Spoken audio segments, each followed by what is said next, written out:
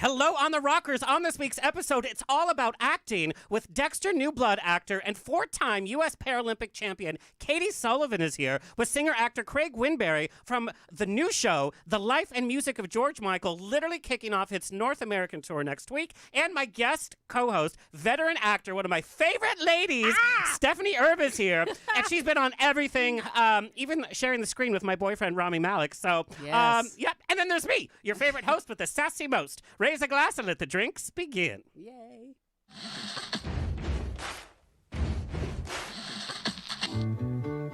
Thank you for being Boulevard. Life is a banquet, and most poor suckers are starving to death. I'd like to propose a toast. This is On the Rocks with Alexander, where I drink with your favorite celebrities as we talk about fashion, entertainment, pop culture, reality TV, and, well, that's about it. So pop a cork, lean back, and raise a glass to On the Rocks. Fasten your seatbelts. It's going to be a bumpy night. Yes, listen to that applause. COVID-safe audience, by the way. I just have to put that one up. Buttons and Bows and Pantyhose on the Rocks podcast, the place where we're too glam to give a damn. Okay, I've said this before, and I'm going to say it again. My pet peeves, this is to all my entertainment friends. When a celebrity dies, it's not about you. Every time a celebrity dies, social media is flooded with the worst pictures of the celebrity who has passed because somebody saw them in an airport or they were an extra in 1992 and Betty White was getting out of her dressing room like, Rat! And it's always the worst pictures of these celebs, and then it's a story of like, Betty White looked at me once in an airport.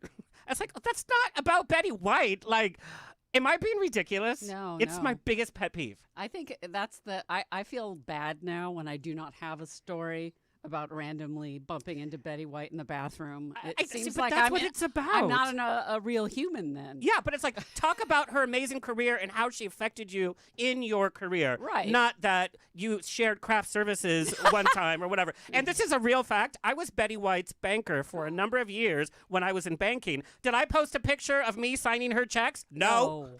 Of course not.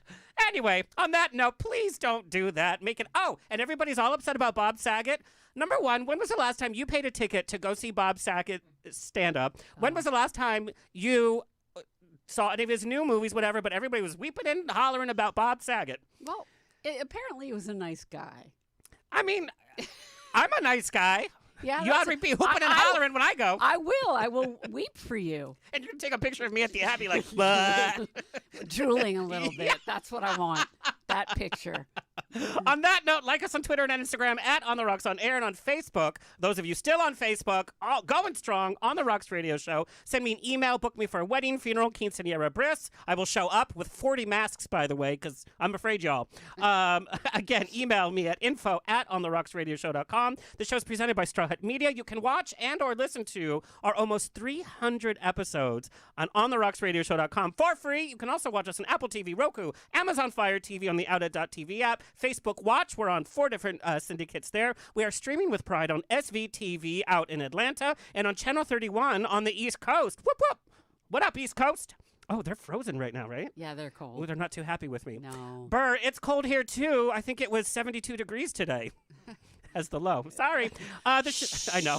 Don't say that. The hate will be strong. I know.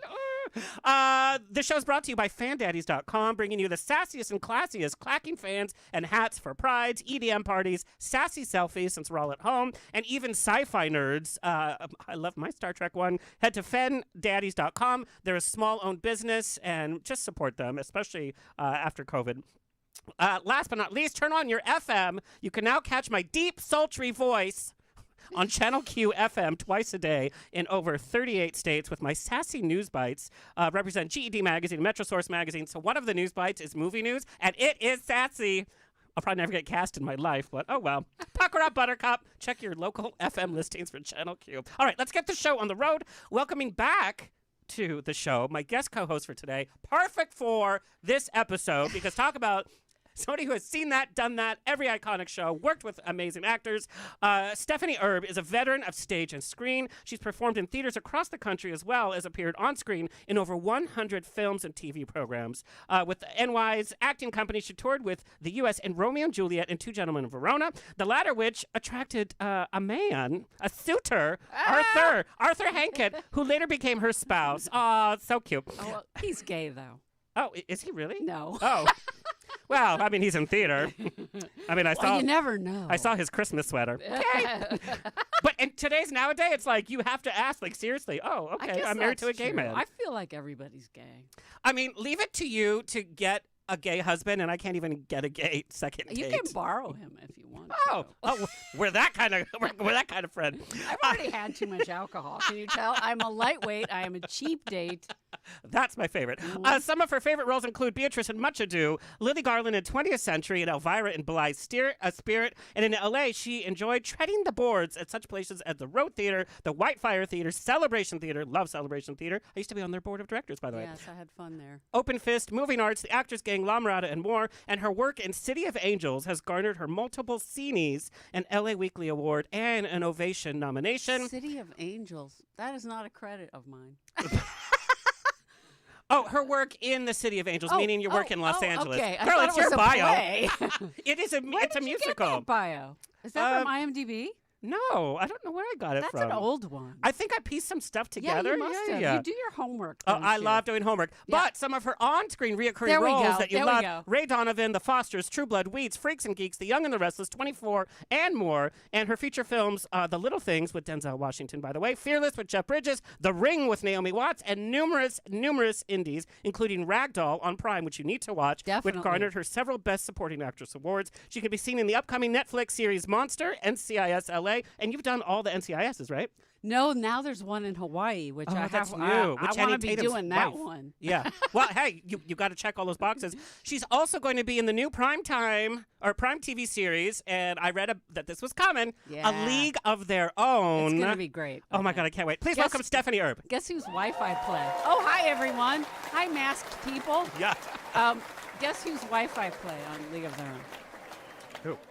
Rosie O'Donnell. Oh my God. Yeah, they brought her back.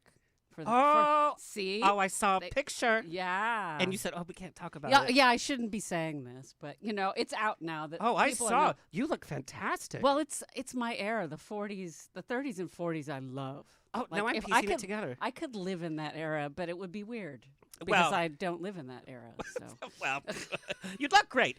Thank you. No, but I was always fascinated with the 40s, the 20s. Growing up, I would wear spats to school. We always knew in each pinstripe. other back then. Yeah, probably. I swear. I bet we were gangsters. We were. We killed a lot of people. That's why we're being But punished now. we would drink absinthe. Like we had a lot of fun. We did. I want to talk about your last stage show, which was at Coachella Valley Rep. Yes. Beautiful looking show. I saw all the pictures. I even saw you in the Palm Springs Pride Parade in the float. Yes, that was so much fun. But we have to talk about the reality of what's going on with actors around the nation that's not going away. There's nothing that COVID isn't ruining. Well, here's what happened. It's a 90-minute show where you do not leave the stage for the full 90 minutes, so you don't stop talking. You know what that's like. It's hard. You need a break. You need to go get a glass of water sometime. Yep. But we put in a lot of time and energy, and we were put up in a hotel where no one was wearing a mask. I don't know if that's a Palm Springs thing. I had to say it. It is a Palm Springs thing. Cathedral City is not enforcing masks. No, and so I was trying. I wear a mask. I'm scared, like you are. Yeah. I have sanitizer. I rub it all over my body. But I got to the first matinee, and I was like, I don't feel so good. And they make us do a test before every show to protect the audience. And it was positive. And they were like, no, that can't be. Do another one. It was positive. No, do another one. By the third one, I'm like sobbing. And I'm like, they had to cancel the show, send the audience away, send me home with a fever. And I think it must have been Delta because I was pretty sick. Yeah, Omicron seems to not be causing as much illness. But I had to go home and get well. And then they had to remount the whole show 2 weeks later. Luckily, we could do that. And they weren't booked with something else in the way. But this is happening to our equity guy at that show said 90% of theater is getting disrupted by COVID, which is terrible. I tell you, if you want to hang out with anybody, hang out with a theater actor or a porn star because they're getting tested every damn day. We sure are. And that is the truth. I know I do not have it. But as an actor, we're always told, the show must go on, and to leave an audience like that is so devastating. I know what that feeling is I was like. weeping. Well, and they did so much marketing for the show, and it was like, So we're back much. in theater finally. Yeah. And And that you had to have been also, hard. most theaters are not replete with cash. Yeah. They need the show to go on so they can survive. And I do feel like a lot of theaters going to be going under because of the pandemic. It already has. It already has happened. Actors are having to move back to their hometowns from years. Oh, for us too. Yeah. Yeah, we're losing our insurance right and left. People who are household names are going, you know. It's a very weird time, and I was hoping it was over, but I guess not. Well, it's funny. A lot of the reality TV stars from like HGTV are coming forward and saying that to have their home improvement show, they're working, 15, 16 hours a day, and they're not in the safest conditions. And now they're coming out because they can't pay rent. And so you see their name on billboards and they're on TV 24/7, but they can't pay rent because they're so horribly underpaid. The other thing is happening is with streaming and cable, actors are getting paid less and less to do more and more. And some actors are getting the truckload of cash because of their cachet as a famous person. But, when I first got here, it was far more egalitarian. And there's been a movement to pay less and less for more and more. And that's really sad because I think you need supporting actors. You need us. And on the flip side, smoke and mirrors of social media, if you're an actor, you're not showing yourself on amazing sets, on amazing vacations, in an amazing house. Right. It's all smoke and mirrors. So how honest are you with the public saying, hey, this is the reality of what's happening to actors? It's not is glamorous. Those of us in the middle, or I'm saying us. When's the last time I got cast? I'll cast you right now. Yes! But those in the middle are kind of caught in this weird, it's like, well, do I be honest about what's happening? Or do I Exactly. keep And- the smoke and mirrors going because And I if you're honest, you are like, do I look like a loser? You know? You so could have unfair. 100 credits, and if you're not presenting it like you're working all the time and on a yacht with Ben Affleck, you suck. Well, I don't know if I'd want to be on a yacht with Ben Affleck. No, because J-Lo would beat me up probably. And I I mean, bet she's- she could really beat me up. I mean, she's probably the best thing that has happened to him in a couple of years. But J-Lo, what are you thinking? Well, obviously there's something good there. Something. Well, I think we all know what that is. But, Yeah. okay. something. before we start our show with Katy Sullivan, we're so excited to bring back just one thing I want to talk about. We're being honest about the entertainment industry, and sometimes you give your all in a scene that's a big, high-profile movie, like The Little Things. Yes. Your scene with Rami Malek, which was a very emotional scene Yes. from when I didn't even know you were in it, by the way, and I'm watching it, and I literally, because I'm a big fan, I almost fell off my chair and I was hooping and hollering, and then it was like, and scene. Well, it was originally two very large, well, at least one large scene with a monologue where I cry and talk about my presumably dead child. Yeah. And you just do not know when the editors will not be your friends. I'm shocked I was in there at all, frankly, because it seemed like they were not interested in, illuminating the plight of the grieving people. That's At very all. true. They cut that out, which I think, I don't know why they did that, but for me, it helps me care about the situation a little more. So it was the guy who played my husband was so upset because he got cut out even more. I mean, he literally was like, yes. yeah, And scene. and it was not that. And he said, "I'm quitting show business." That's what because he found out before I did that we were like out of there. And I'm like, "What are you saying?" And he goes, That's "No, gotta really we're be- mostly gone." And I said, "How could that be?" That has to be 'Cause we were devastating. it was. Oh, I was sad. I was sad because but this happens all the time. Yeah. My first big job in Hollywood was with Jeff Bridges in a Peter Weir film, pivotal role. Everyone kept saying, "This is an the moment." amazing start. You're going to be in movies all the time because this is going to be a huge movie." Well, the movie didn't do very well. It was sort of publicized as a plane crash film when it really wasn't. Jeff Bridges, believe it or not, wasn't really a big star then. He was more like He had that weird period of time. that. Yeah. Yeah. So I know Peter Weir had to fight for him because I forget what movie company said he wasn't a marquee Yeah. star. So the movie that was supposed to launch me into the heavens kind of went, and then there I was going, "Oh, I got to start all over again." It's gotta be terrible. Like Jodie from Killing Eve. Yes. Her big on-screen was The Last Duel, which was I don't remember. I didn't see that. So well, what happened? You don't need to worry about it. Okay. The screener's in your mail. I'm Okay. sure you have a screener there. Yes. It wasn't that great. And so she pulled out of Ridley Scott's next film about Napoleon, say Dynamite. You mean the Napoleon? Yes. And I'm wondering if she pulled out because Ridley Scott's, his projects have been kind of... Well, she can pick right now, you know. Yeah, but having a big dud as your first major... It's hard. Yeah. It's hard to live down when it's the beginning. Yeah. And, you know, you just don't know whether it's your fault that you got cut out or the movie is just getting chopped to bits or whatever. And I see what they were doing there because they really did focus on the main characters. They did not care about the murder story. No, in fact, you're right. I'm surprised even that little snippet was I in. am too. Just to show Rami that was like hot on the heels of whatever, looking odd. I think you texted me. You're like his big eyes, or He something. has huge eyeballs, and really, his head is not that big for his eyes. Maybe it's a Do you glandular think problem. he might be an alien. I Or mean, a robot. Robot. Okay. but, like he plays robots. That Yeah. Robot Guy or whatever that show was. Everything's going so fast. I don't remember what it was called, but he really was quite android-like.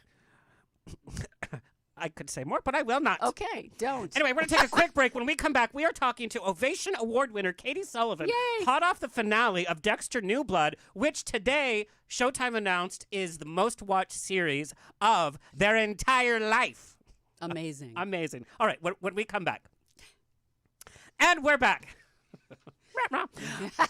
Let me introduce Katy Sullivan, no stranger to the show and no stranger to my friendship circle. She can throw down a martini, I'll tell you that much. Katy Sullivan is an award-winning actress who received a BFA in acting from Webster's University Conservatory. She originated the role of Annie in the Pulitzer Prize-winning play Cost of Living at the Williamstown Theater Festival and the Manhattan Theater Club, and then took the role to L.A. and London. Her performances won her Berkshire Theater, Drama League, Outer Critics Circle, Lucille Lortel, and Ovation Award nominations, along with a Theater World Award. She was most recently seen as the very nosy police dispatcher Esther on the reboot of Dexter New Blood. Some of her other favorite stage experiences are Hedda Gabler, Lady Windermere's Fan, Finish Line, a documentary play about the 2013 Boston Marathon, A Piece of My Heart, Steel Magnolias, and The Long Red Road, directed by Philip Seymour Hoffman, by the way. Her television includes My Name is Earl, Last Man Standing, Legit, NCIS New Orleans, and most recently Station 19. She's a 4-time U.S. champion in the 100-meter. I think I did it right. Meter. 100 meter. Yeah. Yeah. You know me in sports. What? It wouldn't be longer than that. She was among I 1,000 meter. know. She was among the first bilateral above-the-knee amputees to compete in the Paralympics in ambulatory track when she competed at the London 2012 Paralympic Games. Amazing story, and she's become a spokesperson for so many young people, for women, for athletes. She's also a singer, by the way. We shared the stage singing Suddenly Seymour at my last cabaret. She's amazing. Please welcome Katy Sullivan.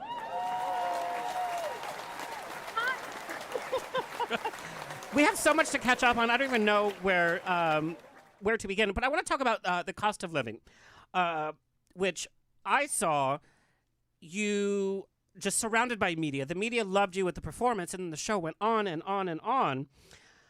Seeing the pictures and knowing what the play was about, you've never been shy about being born a bilateral transfemoral amputee, but this play really put it all on display in a very visceral way.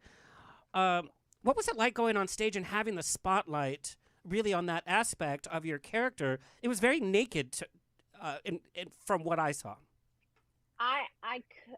First of all, hi. Hi. It has been way too long. I know. I miss you. I'm in New York City. It is currently 17 degrees outside. Oh my God. Which is absurd. Because you were talking about the weather, Yeah. and I feel like I should turn off like LA. Like I used to live Because in it's LA. annoying. I just think I should delete it. It was 82 degrees was our high today. Was it? Yeah. Oh my God! But it's just not very fair. dry. It's dry. Oh, please. Very dry. Very dry. Come on, it's so dry. That's Everybody- the typical California to say. It's a dry heat. It It's is, a dry but heat. dry bad now. Yes. Yes, to jump into that incredibly deep question. That's how we roll. We're like, hey, we're drinking. We're going to talk about it.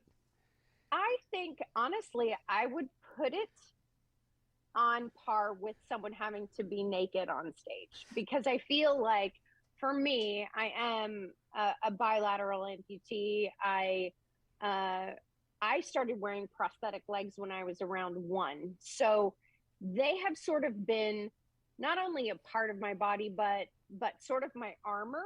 Yes. In a lot of ways. And I think when you shed that, it is an incredibly vulnerable position that you put yourself in. And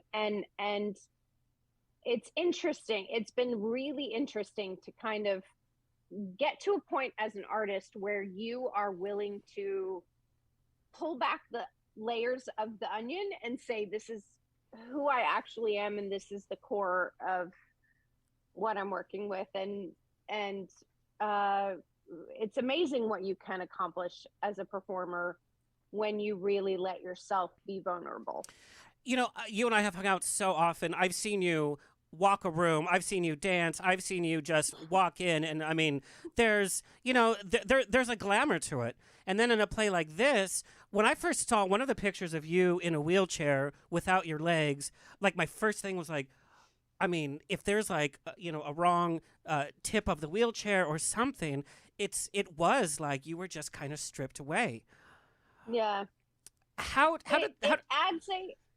think there's something to like prosthetic robot legs that look almost superhuman. Yes. And when you sort of strip that away, it becomes this thing that you add wheels to a human, and I feel like all of a sudden they become this thing we have to take care of instead of continue to empower them. So I feel like it's been this really interesting dichotomy, honestly, that I had never explored, because I've worn prosthetics my whole life, and then it's only been sort of artistically, and now I dabble in wheelchair in my life just for convenience, to take my dog outside and things like that. But it really changes the dynamic of how people interact with you and treat you. It's interesting. You know, you bring up a very good point, and what I love is that we're all honest on the show.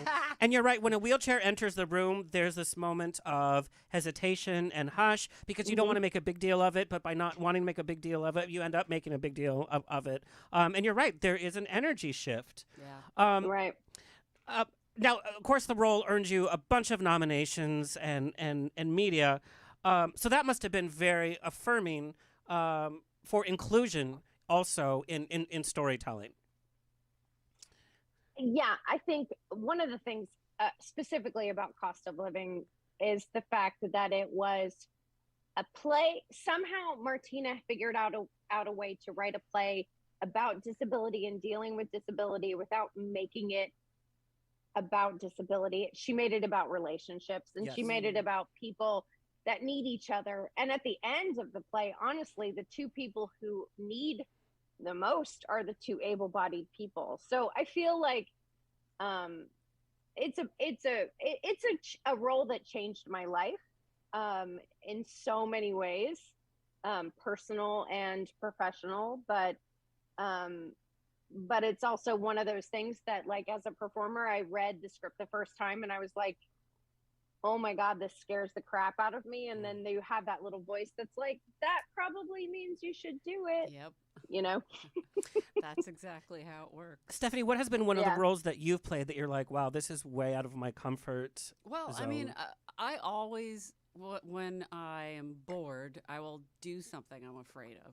For a while, I did stand up, which scares the crap No out way. of me. Yeah. In hell would you find me doing that? It's so terrifying. And I was terrified, so I decided I'll just do it. And it turned out I was pretty good at it, but I was better at it when I approached it as though I were playing a character rather than myself. That makes total sense. Like, I used to do a set where I was Spock's girlfriend, who Poor thing. she had been broken up. They had broken up, and she was really angry, and she just complains about why Vulcans are shitty boyfriends.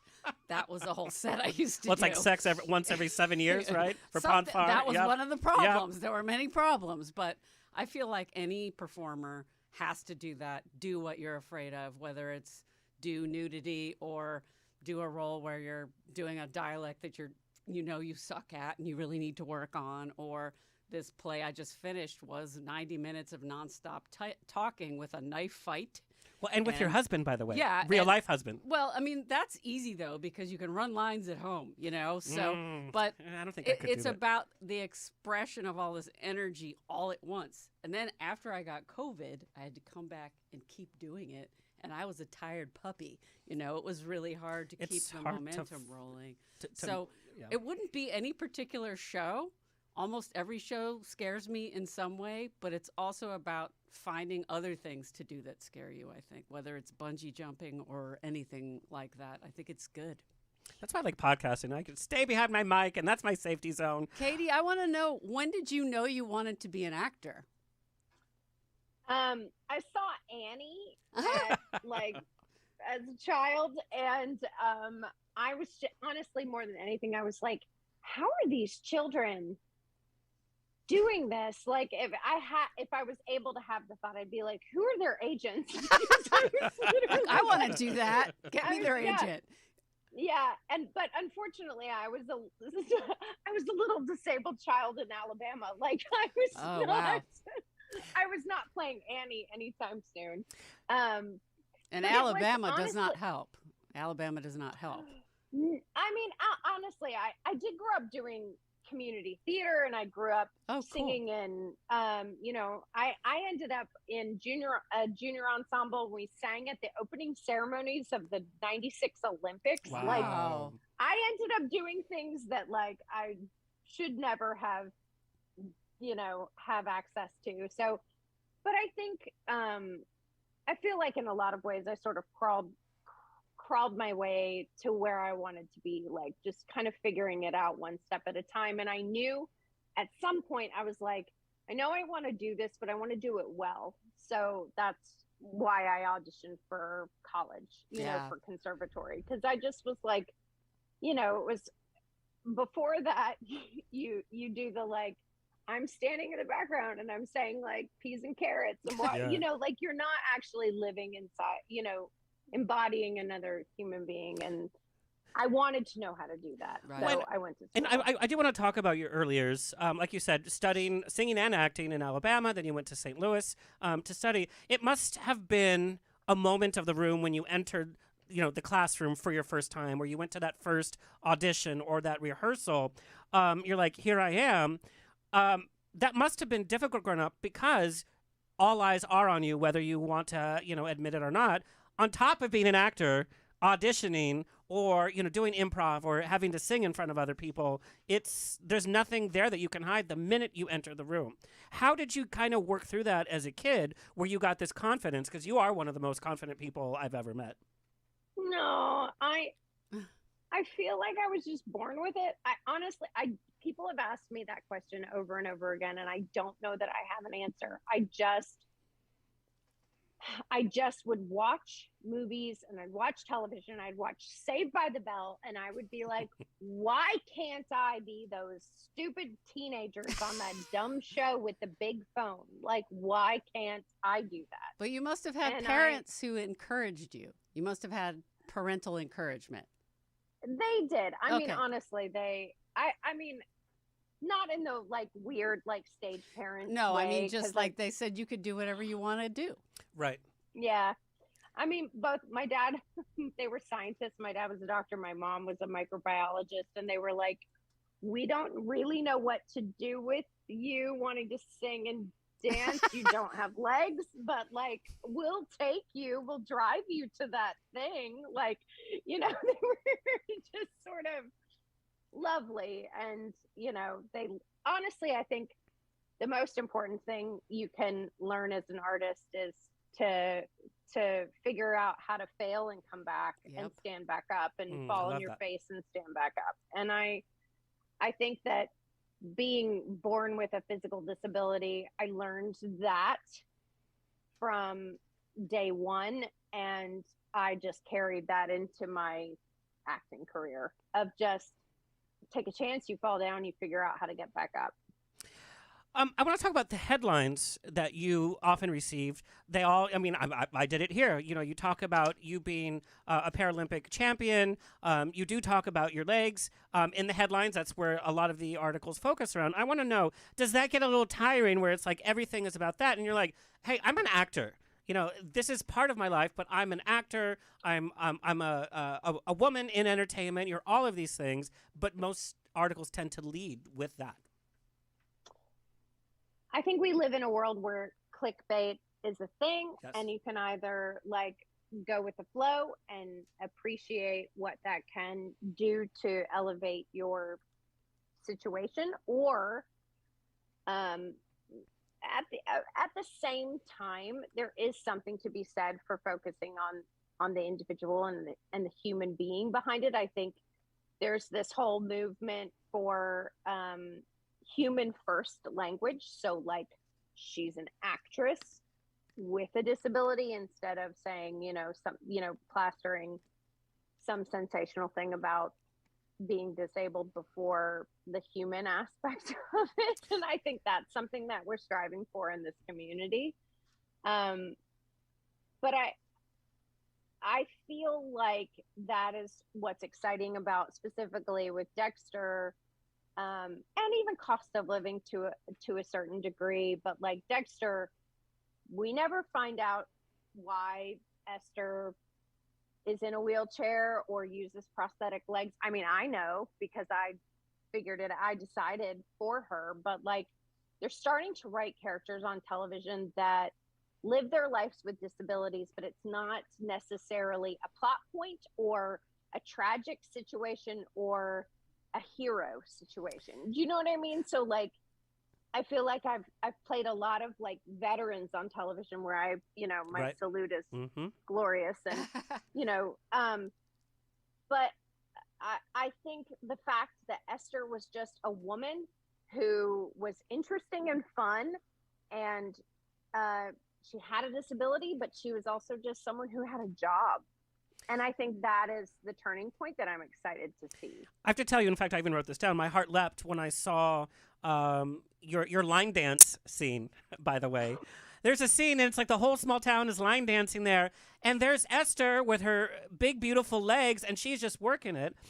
And I loved so much, and I'm loving this about gay storylines in media too, where it's just introduced, like you said, as a normal part of life. There's no pomp and circumstance. It's not used as a gimmick either, because I think a lot of hot topics are used as gimmicks, such as racial casting or gay Hallmark movies or what have you. It's just a gimmick to me. This had a lot of heart because you didn't have to explain it. You're like, Esther is a person. And then her big hair, her big boobs, her big makeup. I was like, you go, girl. And it was just simply told that this is what's happening in this small town. And to me, that was very exciting. So did you have that conversation with like the writers, or when the role was brought to you, was there a talk about this inclusion? No, I actually asked the casting director at one point. I was like, is there a reason why? She is, because I wasn't privy to scripts and things, obviously. Nobody was. It was like top secret. It's like, Dexter's coming back. Nobody knows. That's how everything is now, though. It's true. But he said, no, and I've had conversations with executive producers, and Scott Reynolds is one of the writers, and he specifically, I think he might have had more to do with Esther than anyone else, and I could be wrong, but he was telling me that, he grew up with a sibling who had a disability. And I think that there are more people that are bringing their own personal experience with it to their writing, and in a real three-dimensional way. And I don't mean that she was, you don't know Esther's backstory necessarily, but I think that the fact that she just exists in this world, and she does a good job, and she pretty much knows everything before anybody else, except the fact that there's like multiple serial killers in the same town. Like, it happens. You'd think, right? But I think they wrote a character that just happened to be a human with a job, but also a disability. And I hope that's where we're going. And I hope where I continue to go. I really hope where that's going too. I have this conversation often. Is it just the latest hot topic for Hollywood, and then is it going to be gone tomorrow? Remember when Crazy Rich Asians came out? It said, okay, this is finally when Asian stories are going to be coming out, and Asians are going to have a place in Hollywood. And then it took us years to have Shang-Chi. And if it wasn't for Marvel, then, but we kind of had that again. It's like, okay, well, that's the focus. Now we have the focus on Latin actors with West Side Story. Yeah. But I feel like it also is there's a dearth of roles for women over 40. You don't think that's gotten better, though? No, it's the same three women. It's Frances McDormand and it's Meryl Streep and one other person I can't think of. And on TV, it's Jessica Lange. Yeah, like the Brits have gotten ahead of this before us in terms of just going, this is an interracial relationship and nobody cares because it's just a relationship. We don't do that here. Everything is a tag thing. And the minute you put pomp and circumstance, you're losing the message of what you're trying to do in the first place. So, and you can be an old saggy lady and have your own TV series where you're a detective.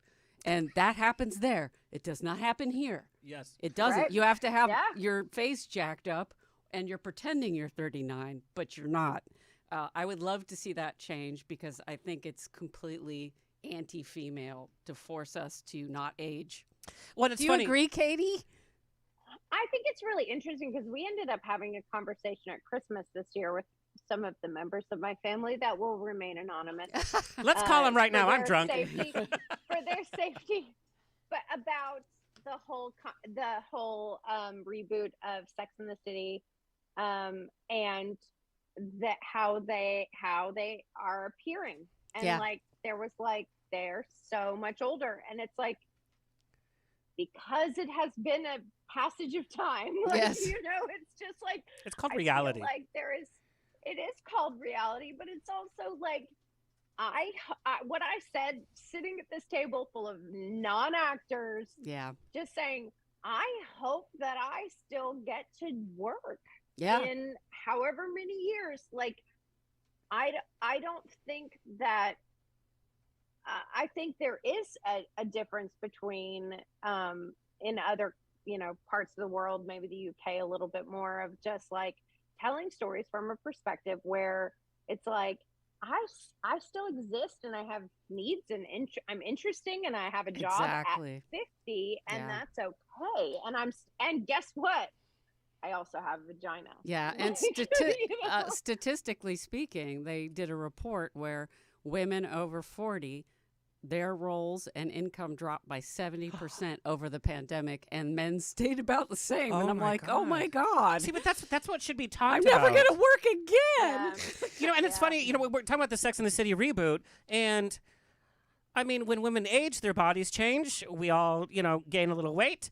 And these still women look so model perfect with the high income, with all this, and it's like that's not really achievable. Lip filler, man. Well, what's with the lip filler? I don't like that shit. And I have a little behind the scenes fact. And this was a meme. So no, God, I wish.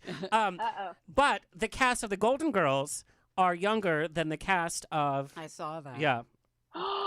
Yeah, isn't that crazy? Are you serious? Yep. Yeah, but they were allowed to look like old ladies. Yeah. I mean, you don't have to look like an old lady, but if you. But isn't this mind-boggling? This mind-boggling. It is mind-boggling. Younger, but I by also a year, but still. feel like people age at a rate differently. Absolutely. Now. I feel like people are, going to college and having a career and doing all of those things before having a marriage and a family and moving into those phases of life. And I feel like we're aging differently than like, oh, thank God I'm 50. I can wear my, I can wear my moo-moo nylons that roll down around my ankles and I can wear my moo-moo all day long. I'm into that, but they're called maxi dresses now. But so I mean, it's a double-edged sword. I think part of that too is that we're more health conscious. Not me, but I think we live longer. We live Right. longer, But too. we're taught like how to take care of our bodies, how to keep working out and all that. And I don't think that was such a focus in the past, especially for women. You know, they were at home taking care of the families, and now that's kind of shifted. But at the same time, it's all become about looks. We're talking about how fabulous Sarah Jessica Parker still looks. And so there's that focus. As much as the health is improving, so are the expectations. I would rather watch a kick-ass performance than someone who looks good. I'm sorry, but Oh, I'd rather watch 100%. Olivia Colman or somebody who gets to be She still older. looks great, though. I mean, Yeah, she does. I don't know how old she is, actually. She's probably younger than we think she is, I actually. think, because I actually looked it up when I saw Lost really? Daughter. Okay. I think she's 58 years old. Really? I thought she was younger than that. Well, I just feel like for women, it's an issue. For men, I don't hear everyone going, Mark Harmon sure looks good for his age. You know, they Nobody's don't do saying that. And then, No, like, an old and guy that can gain weight, and we're like, okay, let's still pair him up with Eva Mendes. Exactly. And that is ultimately sort of the crux of the whole thing, is that Exactly. you end up feeling this, like, I mean, I'm literally sitting at a table with my family, and I was like, please don't tell me they don't have a career after a certain age. Yeah. Like, that's crazy. That's like telling an accountant that they can't add Yeah. after they turn Yeah. 50. Exactly. Like, that's insane. It's got to change. Those SAG statistics blew my mind because I didn't think Yeah. it That was blew that my bad. mind, and I thought I was Yeah. pretty affluent in, Yeah. in that kind of data, and I did not know. Yeah. Okay, since we're all a little liquored up now, I want to talk about another hot topic. You appeared in a film I wrote an article about, and I'll be honest again, I didn't know you were in the film until I got the screener. I'm like, that's Katy Sullivan. It was T11 Incomplete, and it's a love story of sorts about a paraplegic woman and her caregiver. Your role, however, was not the paraplegic. It had nothing to do with your legs. The lead actress actually playing the paraplegic is not in real life. This goes to my question of minority actors being given the opportunity to play characters from their own group. You know, we know having to play gay or having to play trans by a gay or trans actor is such a hot button. You are part of a different minority group that I have no experience, no knowledge at, but you were part of this cast, and knowing you, I love that wasn't even you. You played a character, and that was it. We didn't even see your legs in the film at all, so that was not even part of it. But then the lead wasn't disabled. So, what's your take on that? Because So it's an interesting conversation because the writer director was a unilateral amputee on one side, which and she's the one that I did the article in, so I actually got to chat with her. Amazing story. Amazing, and she was a policewoman, A state and trooper. just Yep. fierce and amazing, and has sort of totally shifted her life post amputation and has become a storyteller. Yes. And she tried to cast authentically that role, and I think it was because I don't know if I mean whatever, I don't know if it was because of the LGBTQ quality of the relationship, or if people were afraid that would sensationalize disability in some way. She had a hard time casting that role. That's very interesting to me. Yeah. And it's same. I was just sort of like, I mean, it was clearly not a role for me.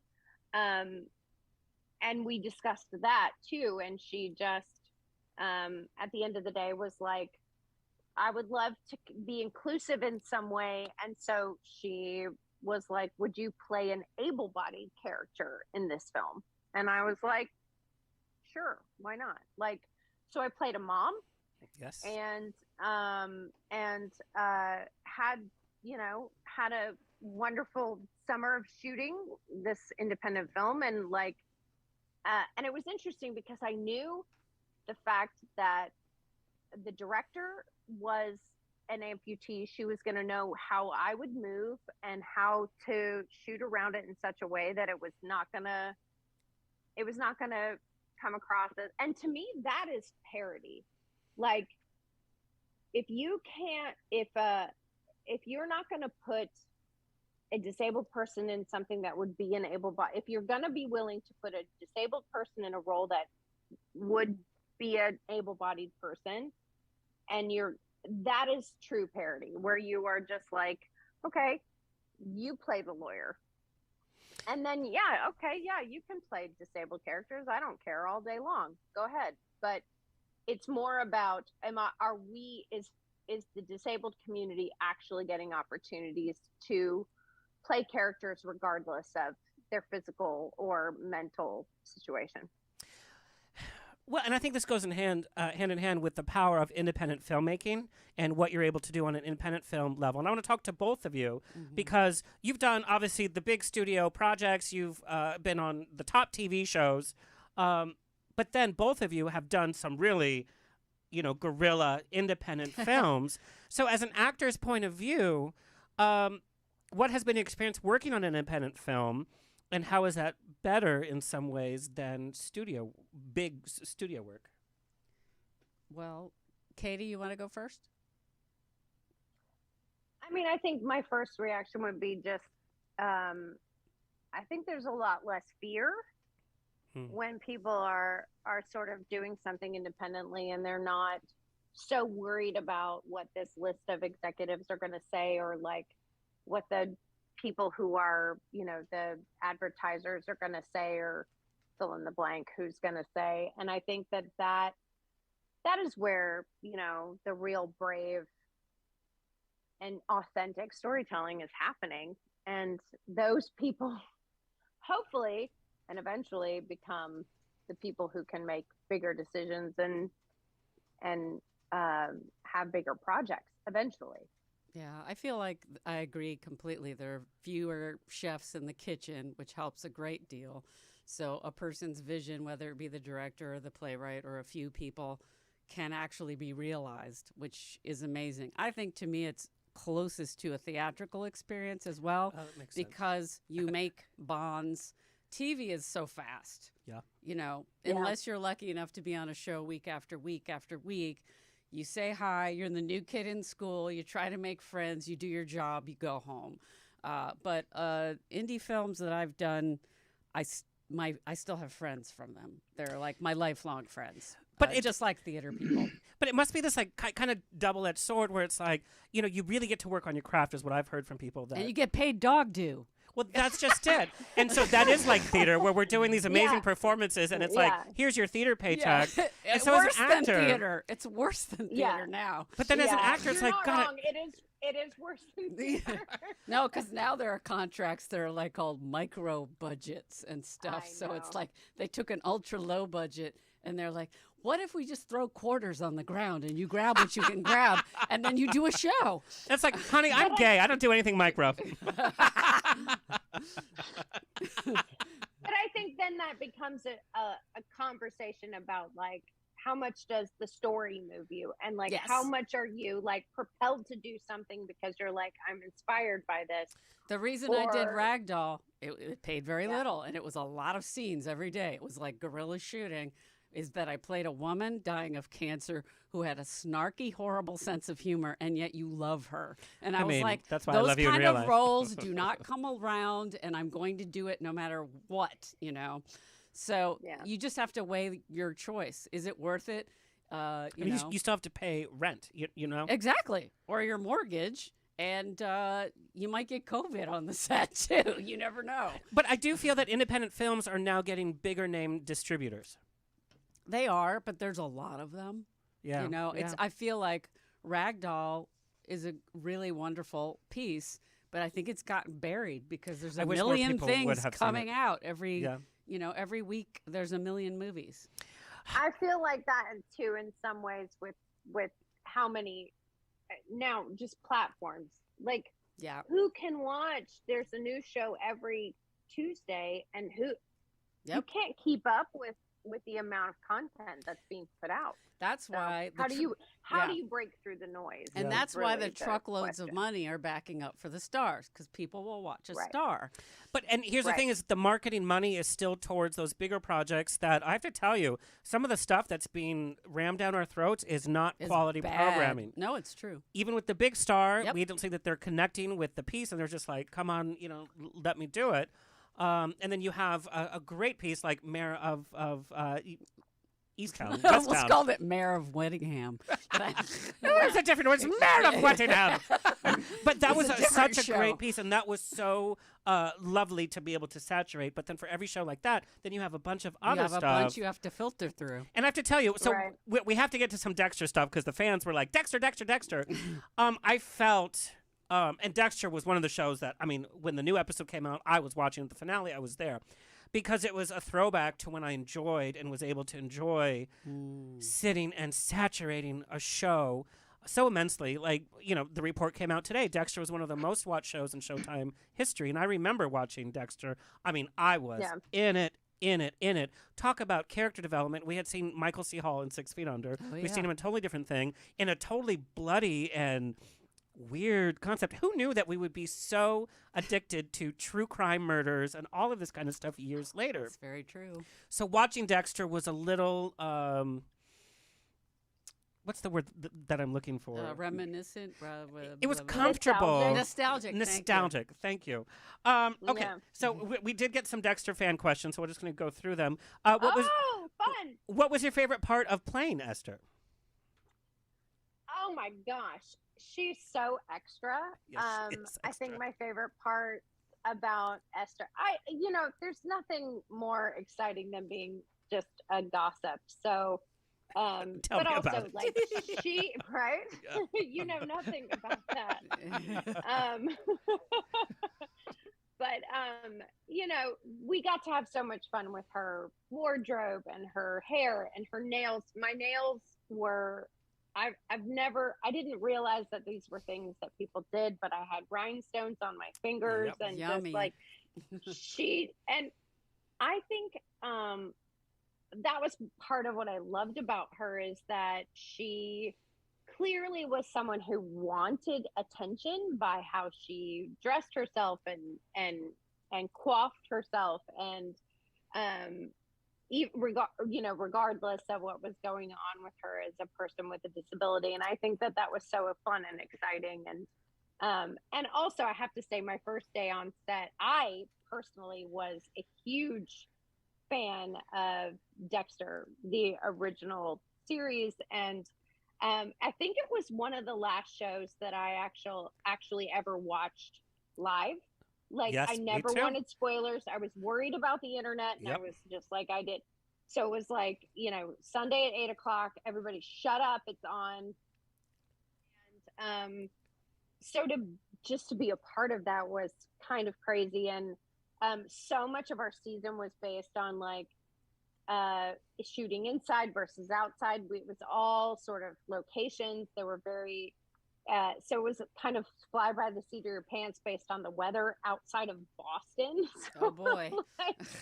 my first day on set was about 6 weeks before it was supposed to be, and I had to drive up to Boston like super early and super crazy, and I was so nervous. And the first thing I had to shoot was like a scene with Michael C. Hall, and I was just like, he looks so much like Dexter. Like, That's hilarious. That is funny. That is funny. you know who you look like? Dexter. Yeah. I still see him in 6 Feet Under, and to see that I did turnaround. an episode of that show. You were in 6 Feet Under? Yes. So you know that there's gossip that they're gonna do like a special episode. Oh, I've not heard that. Yeah. A very special episode Of 6 Feet Under. I'm like, well, I When think they're all dead. they should just leave that show alone. Yeah, I think so, I too. can't even express to you how 6 Feet Under changed my life. When I first moved to LA, I had to move into a really bad part of town. 3 streets over was the Fisher House, where they actually filmed. Wow. And so I would have a drunken night, and at 3 a.m, I would be in front of their lawn like, I love you, Fishers. You made my life. with my Del Taco chili cheese fries. Real story. And then the light went on the porch one of the last times. I mean, I would do it often because, LA. And then I ran away and everyone went back. Anyway, what episode? It was one where an older man dies because a lunchbox falls on his head, and The construction site. yeah, and Dina, what's her Right. face from Starship Troopers, is the woman he's having a fling with, She wants to be buried next to him, and Yeah. I got to use the C word. I was very excited. Ugh. We were the two daughters who were like, "You're not gonna." I'm gonna have to rewatch that. I'm gonna have to be buried with our dad. You've been in all my favorite shows. Star Trek. I've been in too many shows now. No, it's great. Okay, this is an Esther question. Coming into a reboot for a big show must have come with some pressure. Was there a lot of talk about the previous version of Dexter, or was it worked on like it was a entirely new show? I think it was more, the focus was much more on the fact that this was new. And that's good. and a continuation. Like, we all kind of knew where things have been. Actually, though, it's interesting because, and I don't know if I'm allowed, I'm going to say it, whatever. Don't spoil. But, like, No, you can't. no, I'm not going to spoil anything, but like, there were certain people in the cast that hadn't necessarily seen all of the original series, and they kept it that way because they were like, They want it to be a surprise. they wanted to also have a fresh experience with I this understand person named that. Jim Lindsay. He was living this other experience, and P.S. Jim actually, Lindsay there wrote was- the book of Dexter. I know. So that's a little behind the scenes. Aha, He's I the didn't know actual that. Yeah. author of the whole thing. The graphic novel originally. Yeah. So there were little Easter eggs throughout the whole Yes, thing, there but I were. think that like, I think you had to approach it like it was totally fresh and totally new, because the only two people, well, besides Deb, but like the only two people that knew of this previous existence are Dexter and Harrison. So everyone else is just sort of like, hey, Jim, Well, and I'm not going to give anything remembering- away, but for the Dexter diehard fans that have not seen New Blood, there is one other character that comes in a little bit later that knows full well the original series or the original character. So that's exciting. Yeah. Okay, Now- don't say any more. No, I know, but it's so, because I'm all about nostalgia. That's the Yes. perfect word for it. Yes. And so when there's little Easter eggs put into, I mean, I just go, ah. I mean, I just do. Now, you didn't get to film any scenes with Deb. No. And you know what's crazy is I never met her. Yes, Isn't Isn't that weird? That's the weirdest thing about TV is you're like, It's what's so weird is we were never on set at the same time or in the vicinity at Yeah. the same time. And then she was shooting something else or something, and she couldn't be at the premiere. So I have never met oh my her. God. Wow. So she is actually like a ghost to Esther. Like, I've still never met her. You need to which message her is and like just- do coffee or Yeah, drinks like, actually, because I'm yeah. sure it's you. amazing to me how often that's the case. It happens Where even when you're in the scene with somebody, people they're will never say, Did you hang out with blah blah? I'm like, I didn't even know that they were in the show. No. Yeah. And that's also why I love doing theater, because you're all sitting either backstage or Yep. you're there for tech hour after hour. I Yep. mean, you're going to the bars after. I mean, like you're hanging That's out. family stuff, you know. Right. So, Right. I can say this, but you probably can't comment on anything. But, the actress who plays Deb is actually Michael C. Hall's ex-wife. I know they're ex now, huh? Yeah. Yeah. But on Yeah. the show, they played brother and sister. So for her to come back to the show, because they got divorced during the original run, Yeah. that must have reopened some. That's not fun. At least she gets to be violent with him a little bit. She's like, here's that. I feel like she exercised some stuff. Like, Yeah. she seemed Yeah. to have a really good time. She was very well grounded. And as she should. And I feel like, clearly they were in a space that they were able, Yeah. like, so, but again, I've never met her. I don't know.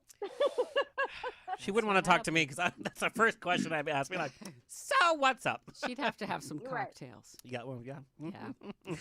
Katie, I cannot wait till we can finally be in person together. I am so proud. I know. When I first interviewed Katie, it was years and years ago, and it was your very first project, which I forget now what it was.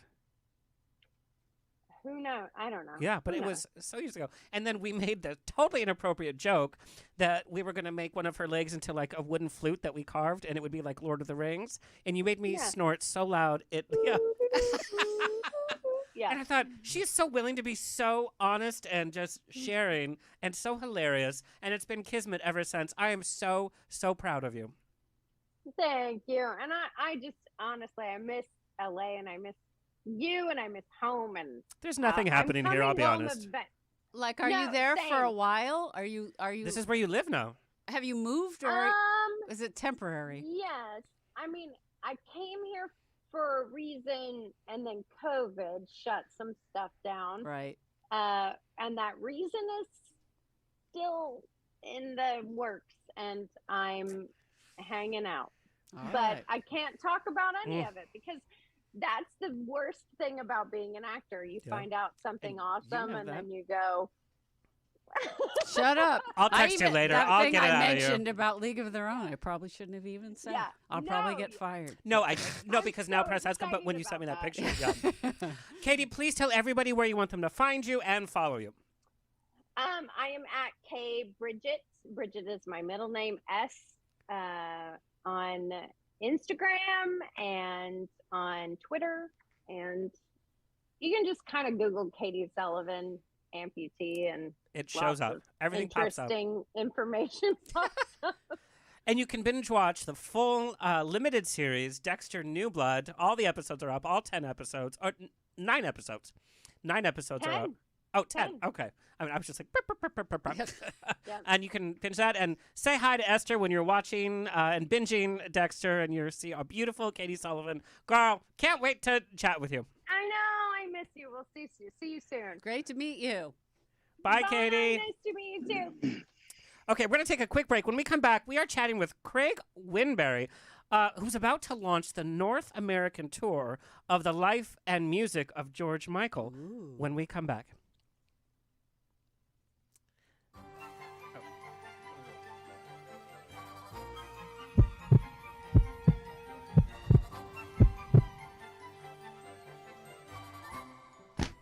This is Alexander from On the Rocks, where celebrities and cocktails mix, here to chat about fandaddies.com. High fives and good vibes is your go-to site to get the hottest accessory for 2021. Yes, the fabulous clacking fan with designs that are totally fetch. And you may think that fetch can't happen, but it totally can. They call me Fetch Betch. Now here are the top uses for your Fandaddies fan. To look fabulous. You can spill the tea and tell secrets, but fancy-like. It is also the perfect punctuation for reclaiming your time. I'm speaking. I'm speaking. But I'm speaking. I'm speaking. And it can also cover that vodka breath. Oh, it's mouthwash, I swear. And last but not least, it makes you look fabulous. So fabulous, you have to say it twice. So go to fandaddies.com and get the fan for that best suits your image. Until we can clack our way through festivals, prides, and events, it's the perfect accessory to spruce up your Instagram selfies or send as a gift. So extra. Support small businesses at fandaddies.com.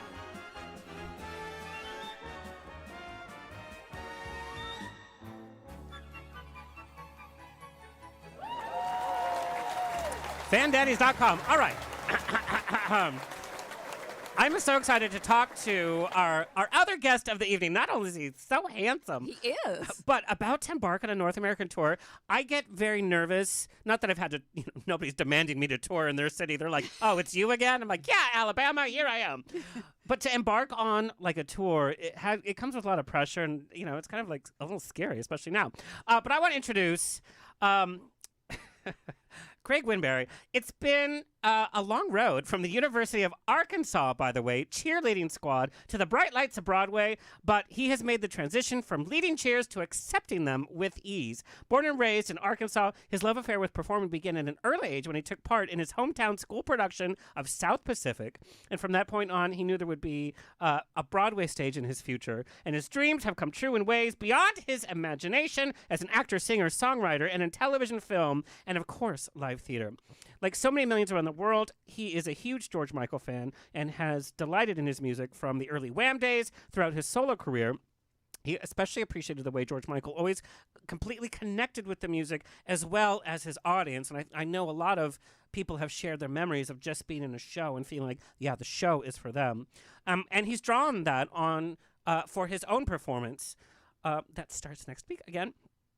In addition to his upcoming role as the mature George Michael, there's 2 presentations of George Michael in the life and music of George Michael. His other theater accomplishments include starring an executive order at the Duplex Cabaret Theater, as well as debuting his own original holiday show, Christmas Spirits Neat Edition, at the famous Feinstein's 54 Below Supper Club in New York. By the way, there are clips on YouTube that you need to check out, so you can get a little sneak peek. He's like, oh, I don't know that. there. He's been showing off his dramatic and comedic acting talents this past year in off-Broadway productions of Global Gay at La Mama Experimental Theater. And thank you for being a friend, the Golden Girls music parody at Here Art Center. Please welcome Craig Winberry. Hello, everyone. Hello. So I'm going to tell you, you were supposed to be in the studio, but because of COVID, you're missing out on the cocktails, but the energy is still there. First of all, I have to know, a cheerleader in Arkansas, what was that like? Oh, it's like a male cheerleader. You're like, yeah. How was that received? Sports and Southern culture is a big thing. We just finished, football last night, the college championship. I always had a lot of energy coming out of high school, and a good family friend of ours had a trampoline. So over the years, I kind of taught myself how to backflips and tucks and all kinds of things. And that led me into just naturally cheering at the University of Arkansas. And we that was the first tour bus I was on. We went to all those SEC football games and then NCAA tournaments. So cheering had its perks, and it also had its drawbacks. I was going to say, was there this kind of battle with what Arkansas considered as masculine versus feminine in terms of being a cheer squad? And then, kind of touring with all those football players, I'd be like, Right. Well, for me, at that point in my life, I was closeted. You're not allowed to, even today, you're not allowed to be strong and gay. A lot of people cannot find those qualities.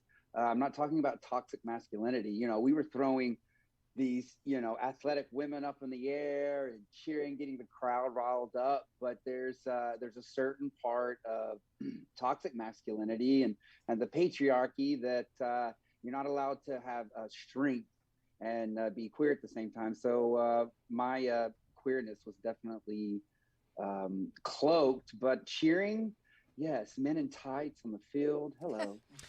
Well, I'm going to be honest, and nobody ever believes me. I'm actually into NFL football. Like, I watch the games. I get excited. I have jerseys for the games. What's your team? It's the Chargers. Okay. And then it's the Steelers. The Steelers only because an ex got me into football. Okay. But, I mean, I watch it. But, a side effect, of course, is, the spandex and all of that. And, it's funny, you're doing a presentation singing the music of George Michael. We know George Michael had his own journey in terms of coming out, in terms of dealing with his sexuality. Do you mind sharing, if it's not my business, you can say it's not my business, but do you mind sharing that kind of coming out story coming from this very conservative past? Absolutely. When I first saw the show was going out, I was like, George's story mirrors a lot of my life. If you know a little bit about George, he was, I wouldn't say necessarily closeted. From the research that I did, he was just expressing himself through music. And he had love affairs with women and experimented with men, but like as most men my age and older, it was just like a thing. Now these days these kids are like, oh no, I know, and I'm just like, thank you, great, love it. But for us, my experience was it mirrored. So my coming out experience was, yes, I went through, Pete Buttigieg talks about wanting to carve it out of his heart. I experienced a little bit of that. I did try to pray away the gay. I did experience a lot of those things where you question, again, when we're going back to your masculinity. And then when you realize that you get to define what masculinity is, I mean, there's a power there. So from my personal experience coming out, I finished college, and all my friends had their jobs and they were going off and doing their things and starting their lives, and I felt like mine wasn't. And I took about a year of some deep introspective, and I was like, okay, I got this.